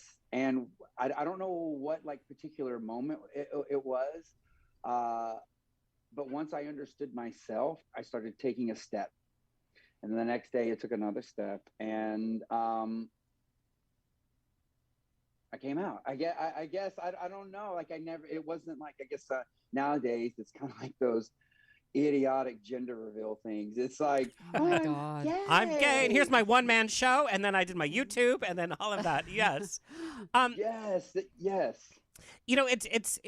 It's funny. I came out, believe it or not, very late in life. How old? I was a junior in college. Oh, wow. And I mean, I was is that very... like 22, 21? Yeah, so like a couple of years same ago. year. I was like 23, 24. That's not that old. Just a couple of years ago. In the gay world, honey, that's like... But here's the thing is, I was raised in conservative Catholic Orange County. Oh, okay. I had never touched a man. I didn't even know. Wow. So like my first, it was horrifying. I'm like, you want me to, what? Like, what's happening? What? No. But it's funny when I think people like you and me came out, there was so little emphasis on the actual sex part of it, and it was about the emotional connection, because we were having sex with women and, things with men, whether we believed it was full sex or not. And it's funny, now I think there's a sexual revolution. It's really about like the sex part of it. Yes, and here's one thing that through therapy I finally realized here lately. Gay men our age, and as George was coming out with his career, sex equaled death. Wow. And with the AIDS epidemic, when you correlate sex with death, you really stop and you're like, wait a minute. And I think that's why a lot of men our age, Alexander, we understand what relationships are. And we know the romantic interest. It's not just no pun intended, wham, bam. Yeah. That's one of the songs in the show. Oh, you've been coached well. It's not, and I'm not saying that we're better or wiser or older. There's another one that's in the show. But yeah, we, it's like these new kids have the key, they come out of the womb and they have the keys to the gay Ferrari, and they're like 90-0, and we're like, whoa, get your learner permit. Well, it's funny because the younger generation is not growing up with the death certificate that contracting HIV or AIDS did. Yep. I know. Thank God. And I've been on dates with younger guys that are just like, oh, well, then you just take a pill and then, it's fine. It's like there was a time that people were dying left and right, or you'd have to take 20 pills in a day. Mm-hmm. It's just scary that the younger generation doesn't know that period of time. But they know other bad things. Well, yes. they are growing up in COVID, for one thing. Well, and that has affected members of the community. Connected to sex, so that's good. Well, yes and no. I mean, you could get... And it's very funny. The CDC put out guidelines, and a lot of people don't know this, for gay men having sex. No way. Oh, yeah. For COVID? Yeah. What? COVID-safe ways to engage. Okay. Just go to the website. Get out of that department. It's very interesting. So, Craig, but I do want to know what it was like working on and rehearsing this kind of show during COVID, because we've had stop and starts, and now you're going to embark on a North American tour, which is very aggressive, by the way. Is it? It's very aggressive. Where are you going? You're in How big fast? cities, small cities, and it's like boom, boom. It's like day after day. A day in each? Everywhere. We're coming to a city near you. Are you on a bus? Well, how are you doing it? Busing? Yes, we are. We're in technically we're in a bubble right now, but COVID-ish, but I wanted to be in the studio tonight, but we had rehearsal today, and the timing, getting back down, I'm in San Luis Obispo right now. We opened the show at the Fremont here on January 19th. How big are your houses? I think we have. I mean, we're in a little private in Key West, Nice. and then we're going to. We'll be at the Ace Hotel in L.A. We At the Segerstrom I mean, in Costa Mesa, which is where I'm seeing you, by the way. Oh, cool. awesome, great. Yeah, one of my favorite theaters. And I'm based in New York City. One of my favorite theaters in New York City is actually on Staten Island. It's called St. George's, and that's a huge one of those old, beautiful that they've really I love that. tried to keep going. At the Westbury on Long Island. I mean, we're in Dallas. We are in Arizona. We are in just outside of Chicago. I mean, we're going the full route, and then we finish the tour in Canada or over near Calgary. But what you ask about COVID, I was first jumped on this project back in August, and of course, I had my own homework working on for a couple months. But we had a lot of Zoom meets when we were nailing out like set lists, transitions, all those types of technical things. And the full band and everyone finally convened this week, and it's been amazing. Oh, that must have been interesting after working So so awesome. hard. Are your COVID protocols on tour the same as an equity protocol? Do you test every day, or what are you guys doing? Well, we're definitely in our bubble, and we're taking temperatures, and we have testing protocols. Yeah, it's similar on and some of the stuff that I've worked in New York, and just because something's equity doesn't necessarily mean it's safe. I'll go ahead and say that. Well, yeah. 90% of equity shows are closing because of COVID. Actually, I was just telling Alexandra I was doing an equity show where I got COVID, and we had to shut down for 2 weeks before we picked it back up again. But it's just Omicron is very infectious, so it's going to be hard not to get it. But on the upside, it's not really bad. It's not a bad one. Well, it depends how prepared you are. Well, That's a whole yeah. other conversation. Yes, and if you have the vaccination. Right. But Craig, it must be, as an artist, when we're taking on and the kind of presentation that you're experiencing with this show, there's a lot of pressure. And we know part of being an actor and going through the rehearsal process is just totally immersing yourself as your individual self, but also as whatever character you're playing. And now there's all this noise with masks and protocol and nerves and the audience and all of this stuff. And it kind of takes you out. It's always the reminder that there's that fourth wall there. How have you worked with that as an actor and as a singer? Because you're obviously acting and singing and storytelling through this. So that has to be taking you out of the present. Yeah, I wouldn't say it's necessarily acting, but I understand where you're coming from in terms of performing. The show is a concert style. Yes. When we tell the life of George, it's just basically very quick quips of this is where this is at, and there's not a lot of dialogue. It's more music. But putting everything together, I did feel like in a bubble because I was rehearsing a lot by myself, and then we, of course, on some Zoom rehearsals. But right now, getting together and everybody being here, safe in the bubble, and hearing the music, that brought me out of the isolation, like you were talking. Yeah. But preparing for it, just keeping true to George's legacy. Did a lot of research on where he was at when he wrote specific songs. Tried to find anything out about his personal life, where he was at, from his personal love life to what happened with Sony Records, and how some tracks were on one label and then they were on another and then they came back. I just love the music, and it's been such a I don't know what the language protocol is on this, but it's been such a awkward, terrible. You can say whatever you want, by the way. It's just been shitty. And so this was the first, when this came up, I was like, okay, I'm going to get my vax. I'm going to get boosted. I'm going to stay healthy the best I can. And my life's going on no matter what's going on in this pandemic. And I'm going to be precautious as best I can. And move forward, because I think that's what George would do. Well, yes, that is very true. When you heard about this project, or when it came, as an opportunity, it's kind of a big iconic musical legend. What was the first thought when this came across your desk and you're like, oh, okay, this something, do I say yes, do I not? Because it does come with a lot of pressure. It's not just playing. Well, over the role. years, singing in the clubs in New York City, obviously I have a theater background, but I always loved the downtown kids, Billy Porter started singing at Stonewall. And of course I was like, okay, I want to sing at Stonewall too. And you do, right? Yeah, I do. Yeah. Still, I work with a freak out group, and it's where I try new material out. The audience is extremely forgiving, so you can really let it all hang out. And you get to learn what hits, what doesn't. But when I first saw this, I was like, oh yeah, that's me. That's absolutely me. I got this because I'd been singing George's music for years. And I thought, okay, great. This is me. I get the job. And you're like, oh shit, now I have it. Correct.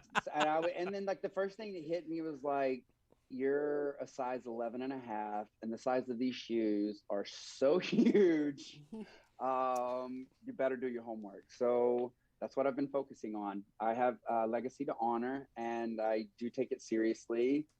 But in the same regard, I'm looking forward to having so much fun. Well, and to be clear to the audience, it's not a play. You weren't directly acting as George Michael. It's really an homage and capturing that kind of spirit that he has. I got this question from one of your fans.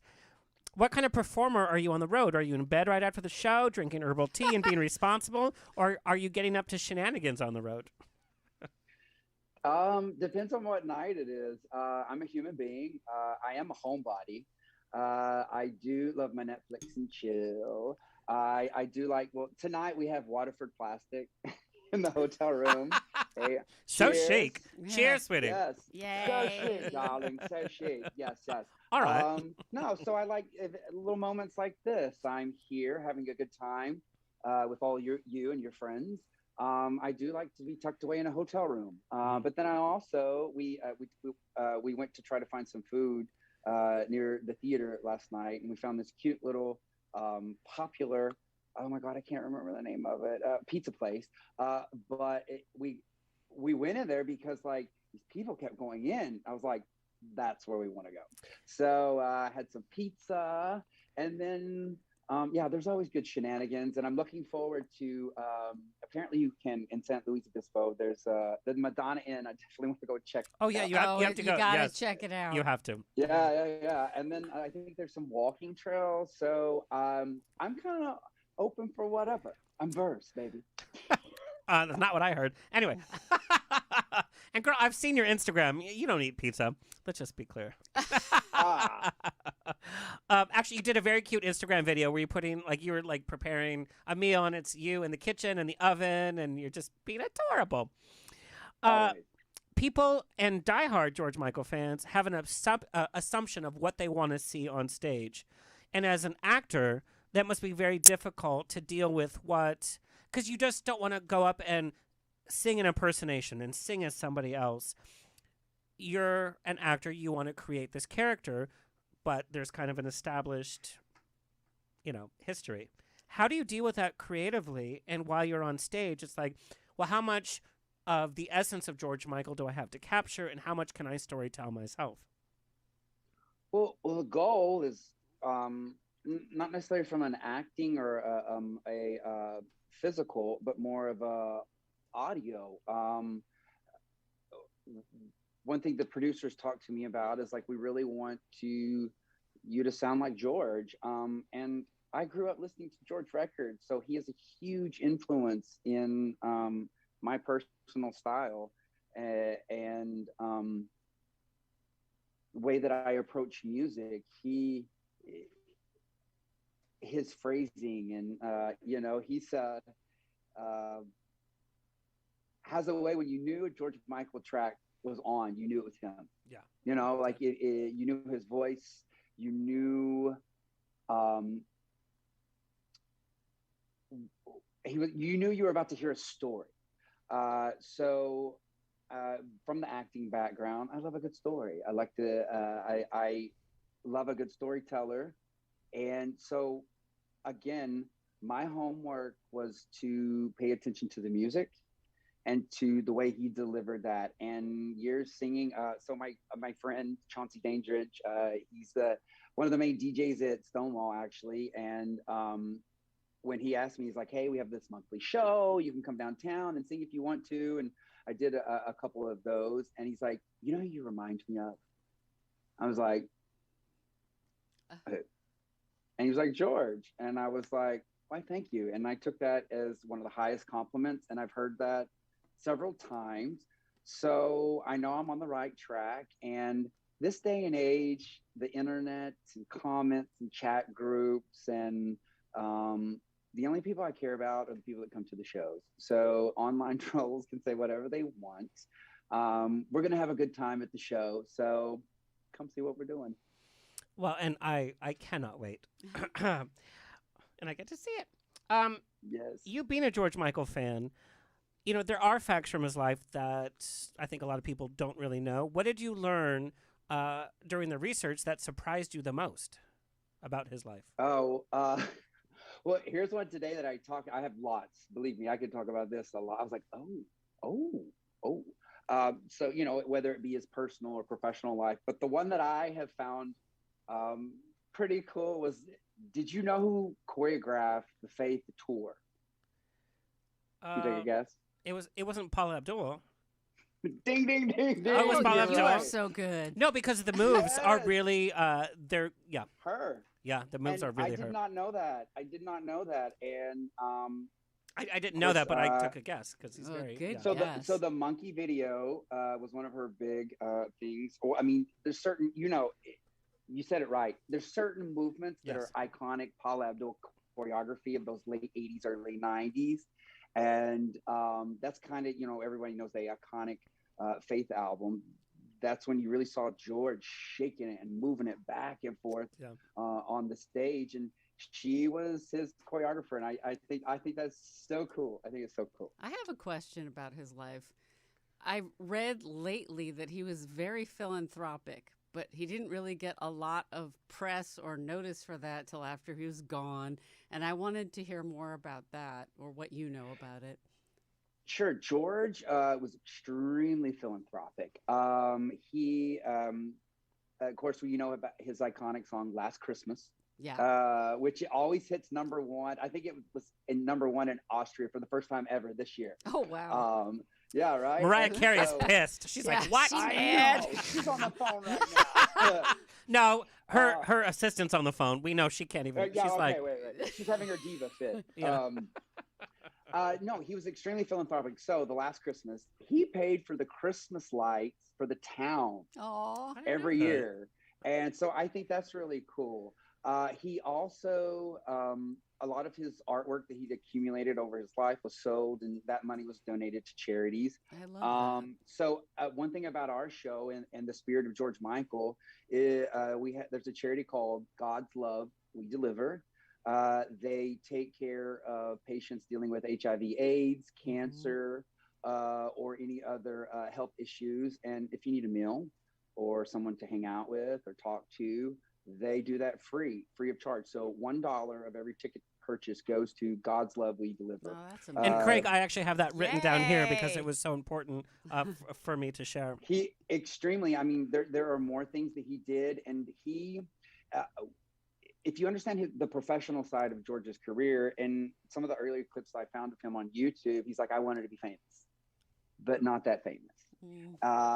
He enjoyed sharing the performance, but I think this is just my opinion, maybe didn't understand what that wish was. Yeah. And he realized that later in life. So there was a point where he just didn't perform in America because he's like, I'm only going to go to the audiences that love me. And from like 93 to 2000, he didn't perform in America. And his first, if you can find this, all right, gay boys that are watching this, if you can find the clip in the 2000 HRC fundraiser, George Michael, it's his first U.S. soil performance, and he sings Freedom, and Garth Brooks comes out. This is a great clip. I loved it when I found this. George is rocking Freedom, and then Garth Brooks comes out. And of course, Garth is an amazing singer in his own right and started singing. But George is just on, and you cannot take your eyes off of him, and he just crushes it. And then towards the end, Garth takes over the song, and I want to see yes, it. amazing. I want to see Love that. it. Yes, go watch it. Okay, so Garth takes over the song, and of course Garth, country boy, but Garth has been a huge LGBTQIA supporter for years and years and years, and it's amazing. Anyway, so Garth is singing it or whatever, and then all of a sudden George emerges with a cowboy hat on, and Garth looks at him and is like,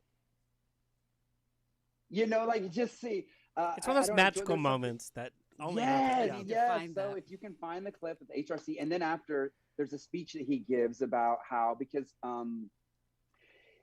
so obviously George was closeted until about 92, 93 when he met Anselmo Filippa, and which he wrote Jesus to a Child about, and when his first love with a man, he's like, oh my God, I'm gay, this is me. He just really gives in that performance. So if you have time, you're bored, you want to see a little George making magic, check that clip out. Well, and you've talked about Jesus to a Child as one of your favorite moments to participate. What about that song affects you the most, and how have you changed from now that you get to sing it almost nightly? Wow, and we ran it a few times today in rehearsal, and I grew up in a church singing, so I love gospel hymns and things of that nature. And so Jesus to a Child really reminds me, it sounds worldly, the track. We have the nice Mediterranean guitar or Spanish guitar, just those kinds of sounds, but it's very lyrically, it's very hymnal, and it talks about basically, so Rock in Rio, there's another clip you can find. Rock in Rio was a massive, massive concert in Rio de Janeiro, and George was performing in that, and someone in the crowd that night happened to be a young Brazilian man who caught George's eye. Fast forward, they had a love affair. It was George's first love with a man, and in what some would say inspired him to come out 100%, and not just know that this is just this is just some side thing or whatever. So unfortunately, Filippa died from HIV/AIDS complications and was only in George's life a very short period, and it crushed George. And so a tribute to Anselmo was Jesus to a Child. And when you go back and read those lyrics, I mean, this is the most romantic song that I've ever heard. There's a reverence when I sing it, and a respect to their love. Well, and here's some of the lyrics that we put up. Right, heaven sent and heaven stole. I mean, that you can't. I mean, if there's something you personally have in your life that you loved and then it was taken from you, those hit really hard. Oh my Lord! What kind of show am I going to see when I see it at Segerstrom? What do you want audiences to walk away with the most? And am I going to be able to see you after the show, by the way? Of course. Yes, for sure. Yes. Obviously, when you leave, I want you to feel good. That's George's, je ne sais quoi. He connected with his audiences. There are those tender moments like Jesus to a Child. And of course, he was known for his ballads. I mean, the man was a phenomenal songwriter. He was known for his ballads, but he was also known for shaking that ass. So you're gonna have a great time. You really are. You're definitely going to. Of course, you're gonna take off and you're gonna go. And when you leave, you're going to be in the stars on cloud 9. And hopefully when you get back, you're leaving, and then your next day, your next week, there's going to be a moment in the show that you're going to carry with you, because George's music, George might not be with us, but his music is alive and well. And I think the sad fact is he's understood more today than he was at that time. That happens a lot, though, I think. Well, yeah. Okay, so this is kind of taking track, but this comes from one of your fans. How do you maintain a healthy relationship while traveling around the nation with men and women that are going to be throwing their underwear at you? And like I said, I'm going to see you in Costa Mesa. My undies will be the extra large boxers that hit you in the face. Okay. But I mean, you're going to be, in major cities, smaller cities, and people are going to respond to your performance, and there's going to be attractive people. It's like a normal day in New York City. That's a good point. Yeah, but they're in your city. There's kind of a thrill when you're out of town. Sure, great. I'm gonna love the reaction that people get from George's music. I didn't write this. I'm not George Michael. I love the man. I love his music. So there's that element to keep me in check. I put his shoes on at night, and then when I leave the venue, I'm back to being me. So I have things in my life that are extremely grounding and humbling experiences. So I'm looking forward to this adventure. I don't know. I mean, are you going to have to FaceTime check in every night? Like, what's happening?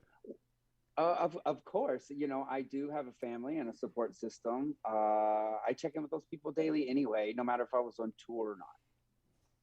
I love that. Fair enough. Yeah, that's a very good answer. I like it. As an actor, not that... Like I said, I'm getting work left and right. Yeah. A singer. Sanger. You present the mature version of George Michael. The younger version is played by Rory Phelan. Did you both work on your presentation kind of together? Have you checked in with him? What's it like sharing that kind of presentation with another actor? So talking to Dean, one of our producers, and there's such a... So we have George's earlier work. I mean, we are featuring everything from, his first hits with Wham, to later in his career at the more mature. You're going to see in Rory a younger George Michael, and also that what came with those hits from Wham, and of course some off of the Faith album. We've had Zoom meetings. He and I have both talked, from a singing standpoint, because we're actually covering each other in the show. So in the era of COVID. Oh, that's interesting. I did not know that. That is fascinating. Yeah. Yep. Yeah. So everybody needs to have a cover. Yeah. It's just like the theater world or any other moving entertainment production. The producers put both of us on this because we're kind of coming from the same place. Gotcha. He might be covering the younger material. But hey, this spring chicken's got some moves. I love you're playing we were talking about ageism earlier. Oh, it's playing the mature George Michael. It's like, girl, look at you. Like, you can play George Michael in kindergarten. It's mature fine. Is good. But it's just funny that you're given that title. Yeah, you just deal with it. Has working on the show changed your vision of what kind of characters you want to play in the future? Yeah, absolutely. This is, and I'm sure our friends here with us can, as an actor, singer, entertainer, writer, anything's coming out of the arts world, we do a lot of work for free.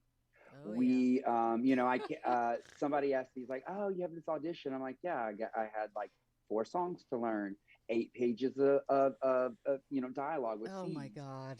that would take, I'm sure you've been there too. It would take probably a week to put together. And then sometimes when we're asked to get it turned around. Oh, I had one today, Craig.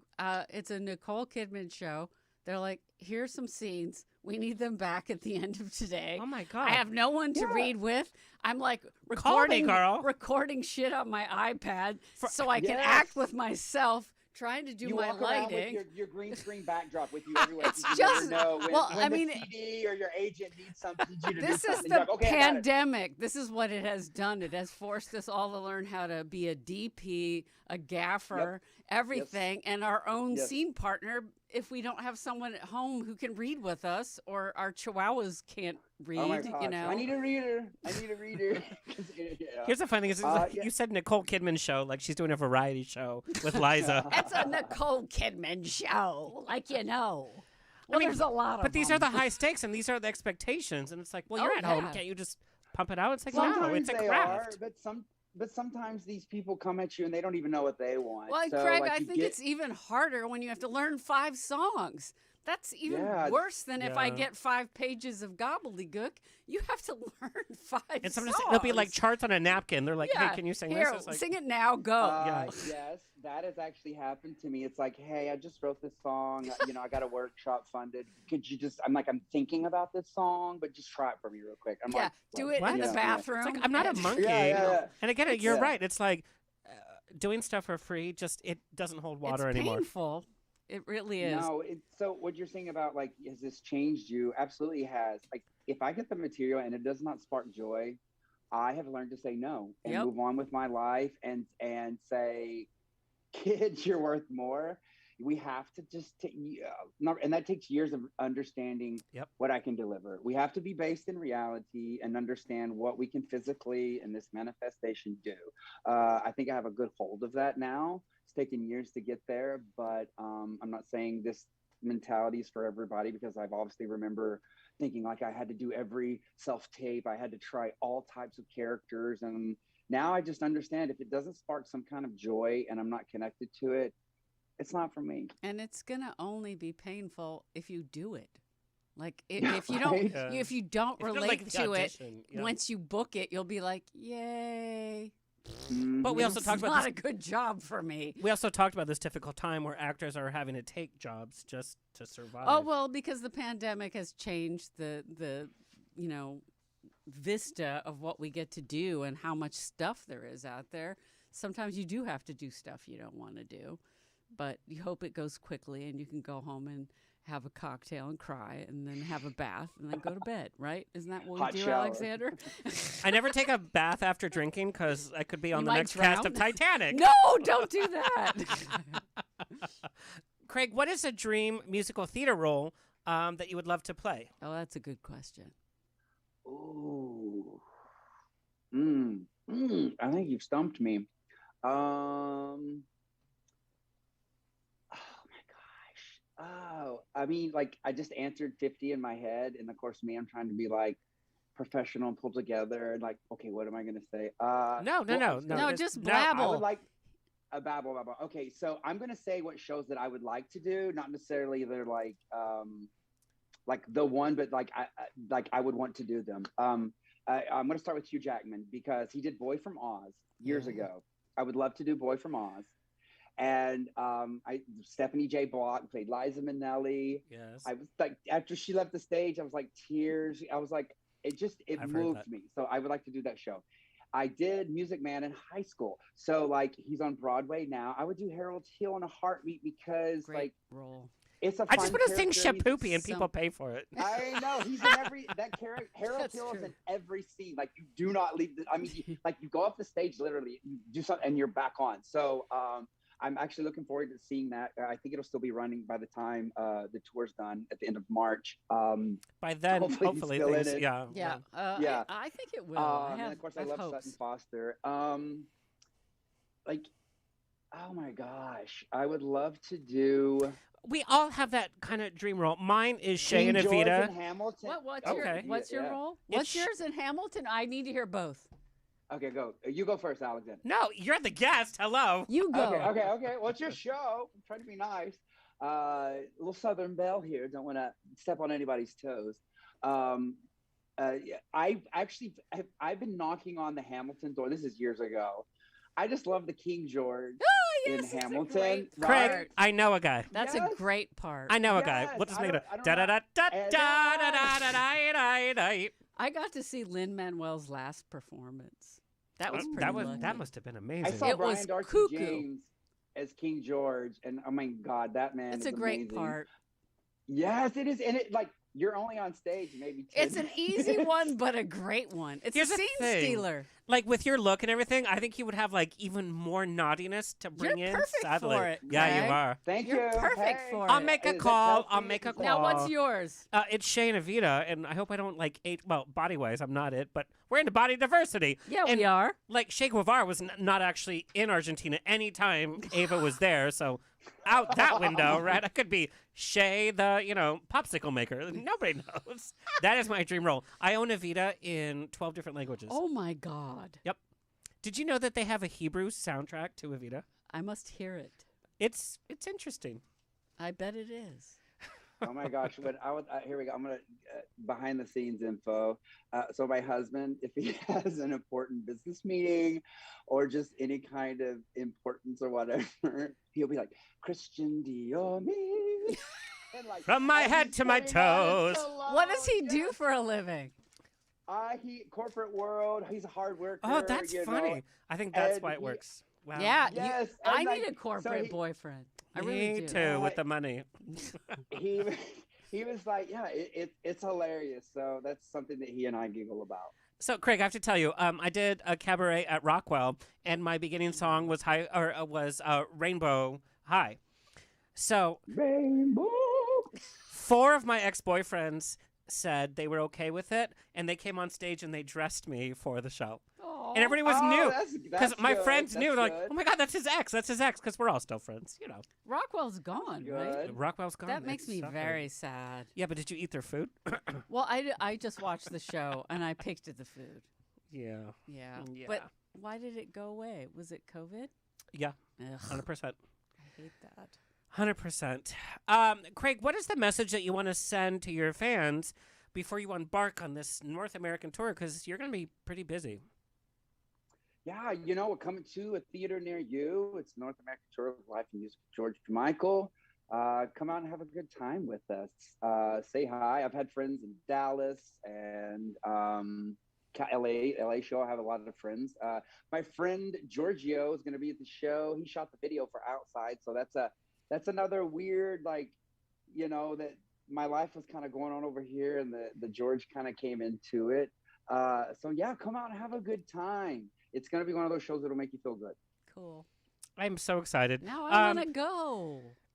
Please, come I on. want to go. So I have to go to a show on the 21st when you're in LA at the Ace Hotel, by the way, which is going to be an amazing space. What show? I'm seeing everybody's talking about Jamie, which opens the same night. Okay. All right. But but you're going to see his show too. I'm coming to Orange County the next day. I'm driving all the way down to Orange County. Well, I'm not That's driving. a long drive. Yeah. Are you getting a limo or a flight? Are you Probably. a Learjet? But I'm going to see you the very next day in Orange County. Then, Craig, sorry to let you know, I know your tour schedule. You have a few days off, which means you can hang after the show.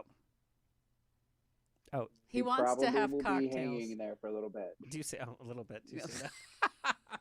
Craig, where can everybody find you and follow you on Instagram? Instagram at Craig Winberry. Facebook too. And your website, because you have great pictures and Yeah, CraigWinberry.com, and you can pick up tickets for the show at the Life of Music of GM.com or on Ticketmaster.com. well, I'm very excited for your tour. I'm excited to see what happens with you in the future too. I think you have such a great presence, very down to earth, and I think you have a lot to share. Well, thank you for having me tonight. I've enjoyed it. Thank you, Craig. Nice to meet you. We'll see you next Nice week. to meet you all as well. Take care. Stephanie, What? talking to other actors, I mean, we've talked about some real stuff. Yeah. What is like it. something that you didn't get to share about the reality of acting that you would love to share? Oh, gosh. I feel like I get a lot of people going, my nephew wants to be an actor. What do you want to tell him about it? And frankly, the key phrase that comes into my head is you have to be a bit loony. You have to be a little crazy to follow through on it all the way through. There are people who end up getting their Disney Channel show when they're 16 and their path is made.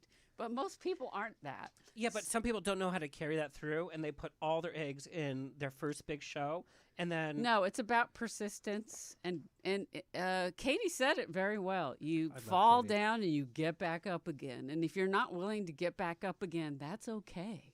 and you can go do something else. One of the actor questions we actually got from you was, you have been on so many big name shows. What is your do's and don'ts of guesting on a big show? Because obviously you want to make an impression because you never know where it could lead. Michael Urie, I just interviewed for Metrosource, by the way. He talked about on Ugly Betty. Yeah. They were supposed to have a different assistant every episode. Oh, my goodness. And so he ingratiated himself and he kind of pushed the envelope. And for me as a director on a set, I would be like, who the hell are you? Like, get out of my way. Like, I don't But then know about he became that. one of the main faces of Ugly Betty, and the rest of his career was We made. are not sure that Stephanie knows how to play the game thoroughly, appropriately, but my goal is always to learn everyone's name, to be respectful, to stay off my phone. You know, little things. Stay off your phone, I think, is the little biggest thing things, I have to say to everybody. Denzel said nobody should be on their phone. We weren't allowed. Not But allowed. nobody's calling Denzel. What? Because he doesn't have And you friends. do what he says. But I'm going to be honest, he's one of my least favorite actors. Really? Not on screen, just in every other aspect. Okay, we'll have to talk about that later. But, Yeah. you know, I respect that, though. Get off your phone. I remember that's doing such a True great- Blood. Some of the people would be sitting in the just blah, blah, blah. But what's her face? Oh, my God. I'm going to go blank on her name. She played the witch. Rachel British- Evan Wood? No, British actress. Yeah. you know And what now I'm- she's in Killing Eve. Yes, And yes. she was like, so my ex and I used to laugh because she was like, Marnie. She is also from the Harry Potter world. And that And was why her can't we first kind of remember her big. name? We suck for that, really. Because she's a character kind of Yeah. whatever. So but if anyway, you saw her, she was that'd be never on different. her phone. She was never on her phone. And you could have a conversation with her. And I dug that about her. And I have to say, we have a lot of entertainment people that watch the show. If you're doing an interview, leave yourself, like take your selfie and tag the show. Look, my and phone then isn't put it even down. on this thing. But it just shows. No, it's all about respect. respect for the work and for each other. And hopefully you can find someone you enjoy and you get to keep in your heart. That's all I want to do. Because I come from theater. Now, unfortunately, sometimes TV and film doesn't give you that. No. And you Like, miss come it in. and you're sad. Great. Yeah. Next. But sometimes it does. Sometimes I meet someone on a set where I'm like, oh, yay. Like, oh, on A League of Their Own, Schwa de Vive was the, do you know Schwa? Schwa de Vive's a drag queen, and she played the 1940s drag queen. And I was like, I love you. You want to know why? Because she won an episode of Chopped on the Food Network. Okay? You never know where this And I journey's knew going to take this. you. And she's like, you know this? And we became friends. And I love that about the industry of show business. If you're sharing your heart, you will meet people. Like I feel about you, is that It was pretty instant. yeah, it was pretty instant. Yeah. Even though Therapy with Pammy is sort of a distant memory. Such a Although funny you show, by the way. You should still YouTube watch it. Therapy with Pammy, and Pammy is Pami. Or, so hilarious. or you can go to In Therapy with Dr. L because I have other patients aside from I hope I'm a Pammy. patient. I want you to be a patient. You need to be a patient. You really need it. Well, yeah, I do. But it was so funny, and your first appearance here, and then we got to talk about like your work with like Star Trek and all of these kind of whatever. But girl, you're a hustler, and you work it. I'm a hustler. Yeah, okay. But I just love you, and I'd love to come back anytime and talk. I love to talk to people. Yeah, well, I Just think like you do. You have so much more insight because I'm not allowed on most studio sets anymore. You have been a bad boy, is what you're saying. Yeah, I like to talk. Stephanie, can you tell everybody where you want them to find you and follow you? Sure. On Twitter, I'm at Erbness, ERBNESS. And then my Instagram was given to me, but I think it's Stephanie_Erb_official. There's so I many didn't pick it. underscores. Somebody did it for me. And, you know, if you want to find me for coaching or anything like that, my website is stephanieerb.com. And the website's beautiful. Again, you get access to your pictures and everything that you're And up lots to. of reels and funny, weird things. Yeah. So if you're in the entertainment business, I highly suggest it. And that's all, folks. It's another grab bag of fun here on The Rocks. A big thank you to our fabulous guest tonight, talking about acting from so many different aspects. Our engineer and constant support, actually the owner of UBN, Tony Sweet. We Yay. have some big news coming up, by the way. Ooh. If you are part of the LGBTQ community and you've ever thought about podcasting, we have something for you coming up. Our social media clip editor, Alexis Mendez. Also, a big shout out to my mom. She may be listening, maybe not.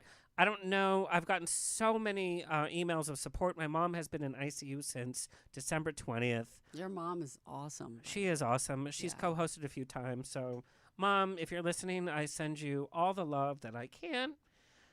And my message, if you're not vaxxed, if you're not doing what you should be doing, you need to do it because you're affecting people like my mom. Coming up, we are featuring the writer of Everybody's Talking About Jamie, who wrote the show and, of course, the movie that is sweeping the nation. And he has some really exciting projects, so we're excited about that. And until next time, stay happy, stay healthy, stay sexy, and we'll see you next Tuesday. Woo!